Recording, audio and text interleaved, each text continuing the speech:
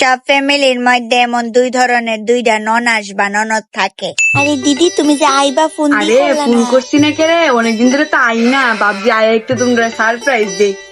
ও আমি তো জানতাম না অক্ষণ যে নিজের বাড়ি যাইতে গেলে পারমিশন লয়ে আউন লাগে।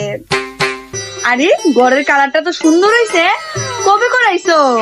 যাক তুমি আউনের পর একটা ঘর দুগারটা একটু সুন্দর ভাবে রয়েছে, নাইলে আমার বাইটা তো যেই লুচ্চা শাসছে গড়ের পুরা হুলিয়া ওই তো বদলাই লাইছে।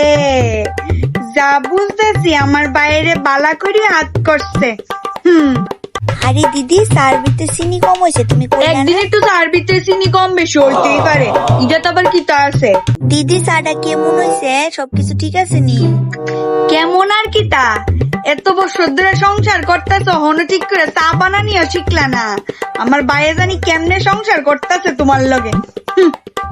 একই তারে তুই বাবু এসে এত বড় মায়ের কেমনে বস? দুদিন পরে মায়ের পেন মানুষ শ্বশুর বাড়ি যাইব গা, আর্ধেক কালে তারে বকতে। কতবার কইছি আমার বাইডারে মায়া বড় হইছে, বেশি লাই দিস না। কার কথা কেডা শুনে, আর শুনবই বা কেমনে, যেইভাবে হাত করে লইয়া বইছে আমার বাইডারে। চলো ননদ বদি মিললা গল্প করতে করতে রান্নারা সাইরা লাই, তাহলে রান্নারাও তাড়াতাড়ি শেষ হয়ে যাবো গা। চলো চলো। ভাবছিলাম তোমার একটু রান্না সাহায্য করুম, কিন্তু আমার মাথাটা যে ব্যথা করতেছে, আমি একটু গিয়ে ঘুমাই। রান্না হইলে আমার ডাক দিও বুঝলি।